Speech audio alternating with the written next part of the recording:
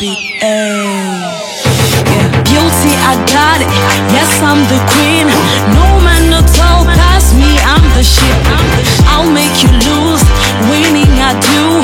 Follow my lead. I will show you the proof when I. Bonjour à tous, c'est toujours un plaisir de vous retrouver et de partager avec vous ces différentes expériences, ces différentes opportunités qui se présentent à nous. Aujourd'hui, nous allons parler du domaine de l'aviculture, l'élevage des poulets de chair, les poules pondeuses au Cameroun. Pour rappel, nous accompagnons la diaspora camerounaise dans ses investissements, dans ses affaires au pays pour pouvoir gérer les choses à distance. Alors le domaine de l'aviculture, monter une ferme, est-ce que vraiment c'est rentable ou pas? Avoir des poulets, investir dans ce domaine-là, à quel moment est-ce que je pourrais m'attendre à un retour sur investissement? Comment est-ce que je pourrais éviter les obstacles? Tout ça, ce sont autant de questions que vous vous posez, surtout lorsqu'on sait que dans ce domaine-là, les maladies, les vaccins, tous ces paramètres sont quelque part importants, il faudrait pouvoir les maîtriser. Est-ce que si je suis nouveau, je peux m'investir ou pas? Est-ce que vraiment je peux me lancer et profiter de cette activité sur du long terme? Je vous invite donc à suivre cette vidéo. Le reportage qui va suivre est très intéressant. Prenez de quoi noter. Ça vous permettra, vous, bien entendu, de vous positionner, mais aussi de pouvoir faire appel à nous plus tard, puisque nous accompagnons dans la faisabilité des études de projets au Cameroun et nous accompagnons surtout dans l'implémentation de ces projets.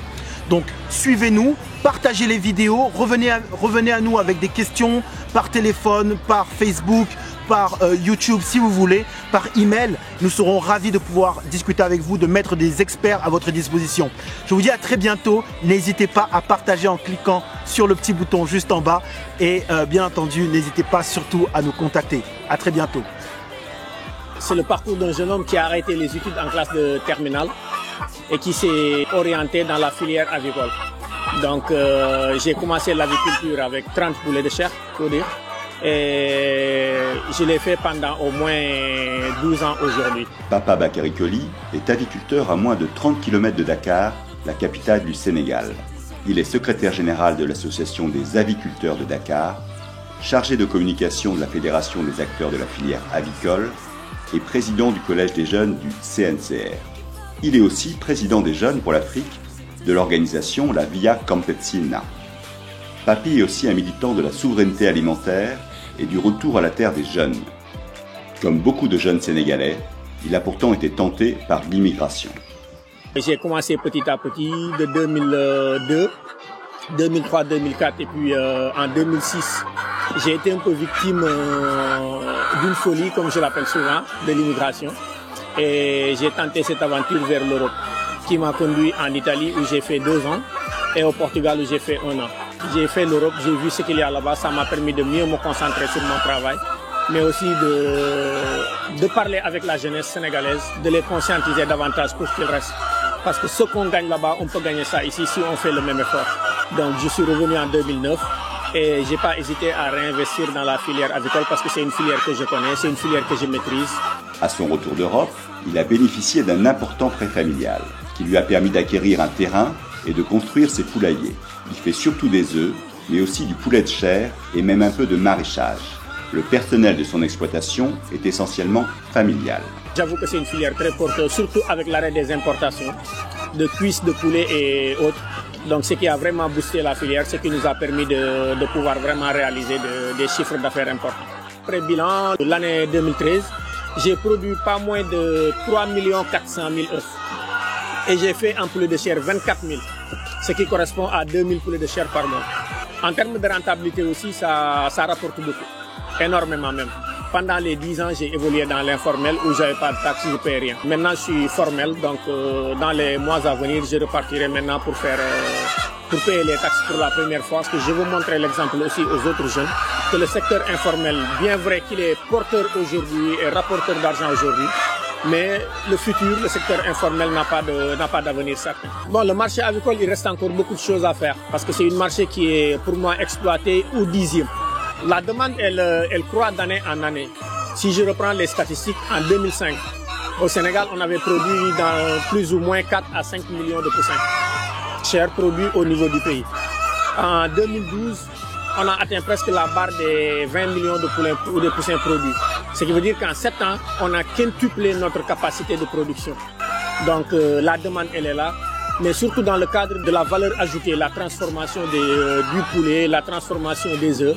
Donc il y a encore beaucoup de choses à faire. Notre objectif, c'est de produire en quantité mais en qualité pour le consommateur sénégalais. Et il y a un autre marché, c'est le marché de la CEDEAO qui est là. Parce qu'on le sait, les autres pays africains ne produisent pas autant. Donc pour nous, Sénégalais qui avons la possibilité de produire, c'est un marché africain qui est ouvert pour nous et on a beaucoup de choses à gagner. Il y a beaucoup de marge de manœuvre. Le climat sénégalais est en effet plus adapté à l'aviculture que ce moins tempéré de ses voisins d'Afrique de l'Ouest. Par ailleurs, la faiblesse des précipitations de ces dernières années a diminué l'offre du bétail et entraîné une demande accrue de produits avicoles. La filière attire ainsi de nouveaux acteurs. On a assisté à l'arrivée d'autres industriels au niveau de la filière avicole. Les provandiers, ils étaient à l'époque au nombre de 2, aujourd'hui ils sont entre 6 ou 7. Les accouveurs, ils étaient au nombre de 5, aujourd'hui c'est une quinzaine qu'on retrouve. Ça permet de diversifier le produit, mais aussi ça permet à tout un chacun de pouvoir faire le choix de la qualité de ses poussins et de la qualité aussi de l'aliment qu'il utilise. Donc sur ce cas, ça a été favorable. L'autre chose, c'est qu'on a travaillé ensemble pour la mise en place d'une interprofession, l'IPAS, qui est l'interprofession de la filière avicole sénégalaise, qui est aujourd'hui une interprofession qui se bat pour vraiment redynamiser encore la filière avicole, mais surtout redonner une place très importante à la filière, vu que son PIB au niveau de l'élevage s'élève à 17% pour un chiffre d'affaires qui tourne à plus de 140 milliards. Donc nous nous disons qu'il faut organiser tous ses membres pour qu'ils puissent en fait servir cette filière et défendre aussi les intérêts de la filière.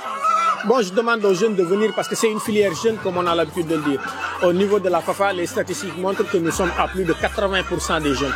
Donc c'est une filière jeune, vu que les jeunes s'y intéressent. Donc comment il faut pousser encore les autres jeunes à venir, à s'intéresser encore davantage à l'aviculture. L'aviculture ne ment pas et elle nourrit son homme. Donc nous qui y sommes, nous sommes mieux placés que les autres pour le dire et nous connaissons vraiment les avantages que nous offre cette filière. Raison pour laquelle nous n'hésitons pas à nous investir, nous n'hésitons pas à prendre tout notre temps à consacrer ça à la volaille parce que vraiment il y a un chiffre d'affaires qui est là, mais il y a un rendement aussi très utile. Mes projets pour l'avenir, c'est encore accroître ma production, mais aussi réunir le maximum de jeunes possible autour de la filière avicole. Je compte vraiment booster les jeunes, mettre en place un cadre de concertation pour la prise en compte des préoccupations des jeunes. J'ai démarré avec 30 poussins.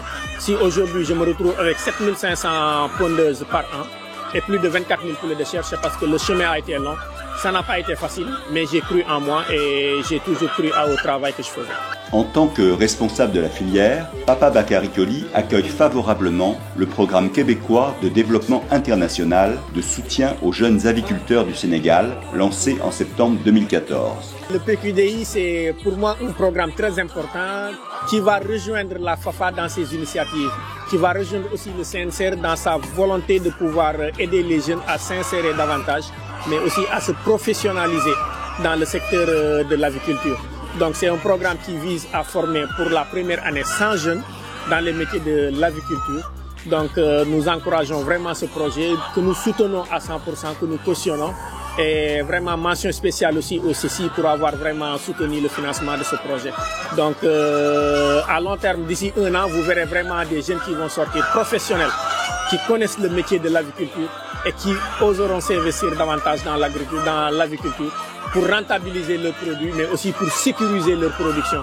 Et ça, nous croyons que c'est quelque chose qui va aider les jeunes à mieux s'insérer encore dans le tissu avicole sénégalais.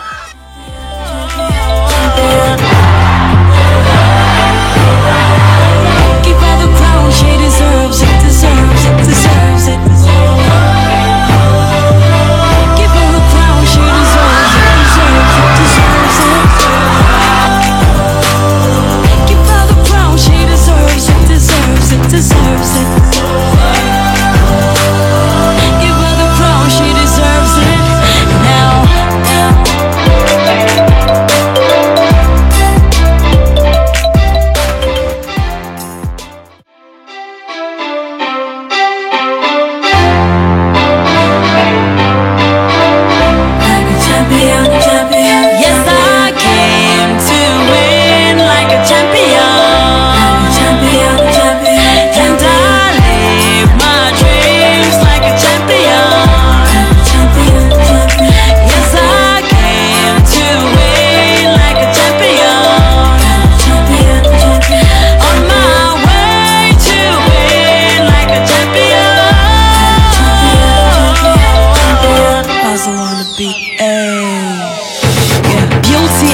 got it. Yes, I'm the queen.